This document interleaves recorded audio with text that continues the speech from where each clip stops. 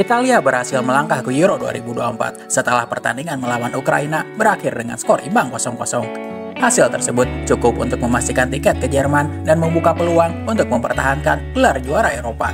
Namun, performa Italia terlihat kurang memuaskan dan harus bersusah payah untuk meraih hasil tersebut. Bahkan, penyerang-penyerang yang diturunkan oleh Luciano Spalletti seperti Giacomo Raspadori, Gianluca Scamacca, dan Moiskin kesulitan untuk membahayakan gawang yang dijaga oleh Antonelli Trubin. Fakta top skorer di dalam skuad Italia saat ini dipegang oleh gelandang Nicolo Barella dan pemain sayap Domenico Berardi. Masing-masing dengan 8 gol menunjukkan minimnya kontribusi gol dari para penyerang. Situasi yang jadi sebuah ironi mengingat sejarah panjang timnas Italia yang selalu diisi dengan kehadiran penyerang-penyerang kelas dunia.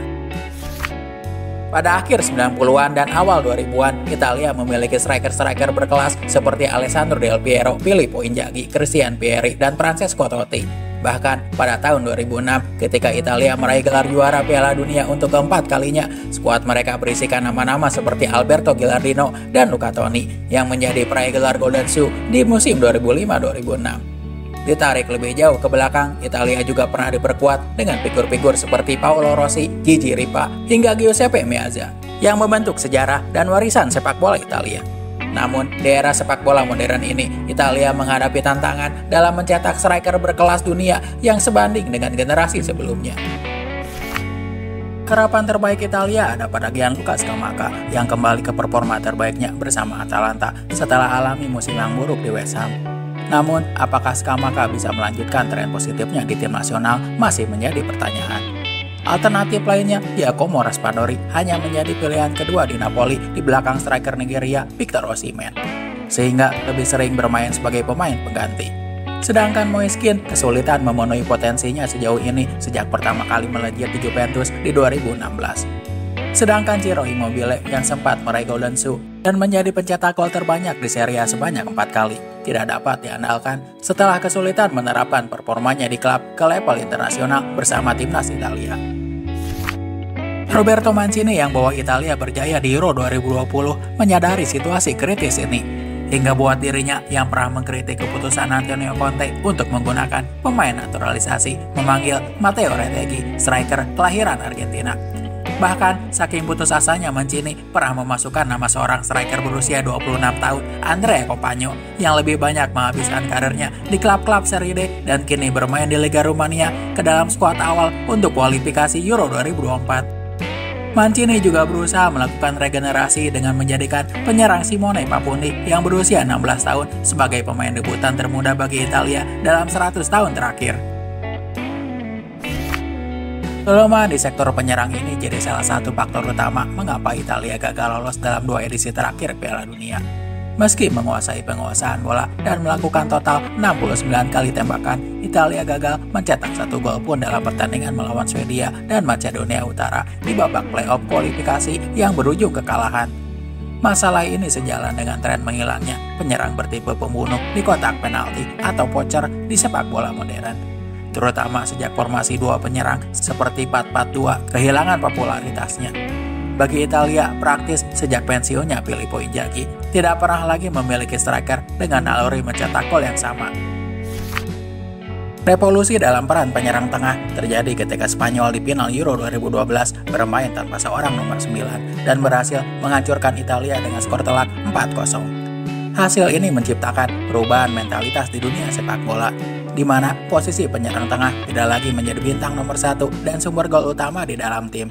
Pemain muda sekarang lebih ingin mengikuti jejak seorang Cristiano Ronaldo dan Lionel Messi yang berposisi awal sebagai seorang pemain sayap.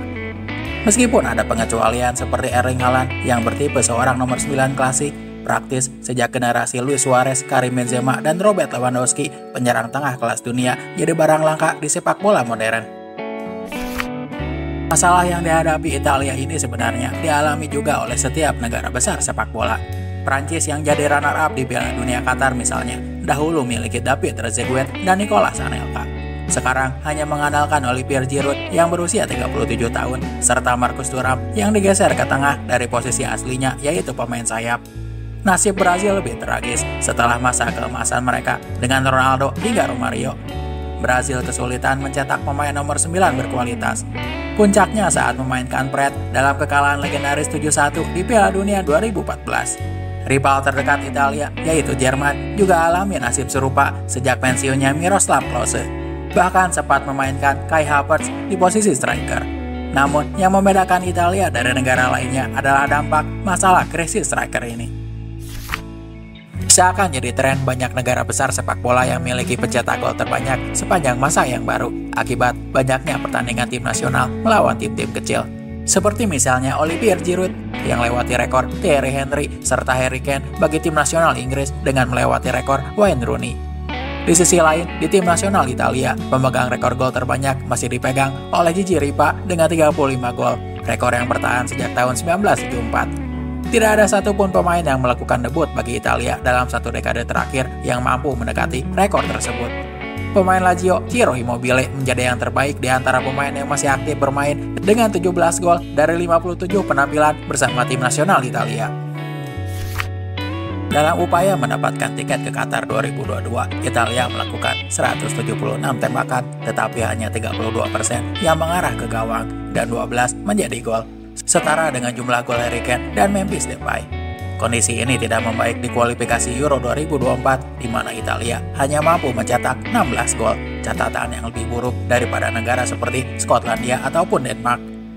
Sulitnya Italia mencetak striker kelas dunia dianggap sebagai dampak dari banyaknya pemain asing yang bermain di Serie A, yang buat kesempatan pemain lokal Italia untuk bermain semakin kecil, terutama untuk pemain muda. Namun, hal ini tidak bisa dijadikan alasan utama. Ambil contoh Inggris, dengan Premier League yang memiliki presentasi pemain asing lebih tinggi, tidak mengalami masalah dalam mengorbitkan pemain muda ke tim utama.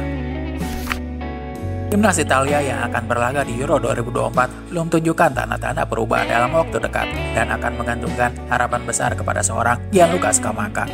Di level usia muda belum ada bakat penyerang tengah yang dapat diharapkan kecuali Francesco Camarda. Meski Camarda mencetak banyak gol di usia muda dan sudah jalani debutnya di Serie A bersama Milan, sulit memprediksi bagaimana karirnya akan berkembang. Bila kondisi krisis striker ini terus berlanjut, Italia mungkin akan mengikuti nasib Jerman yang skuadnya didominasi oleh pemain sayap dan nomor 10 sebagai opsi lini depan. Namun, kesulitan mencari pemain yang mampu mencetak gol secara konsisten. Krisis striker Italia sepertinya belum akan berakhir dalam waktu dekat.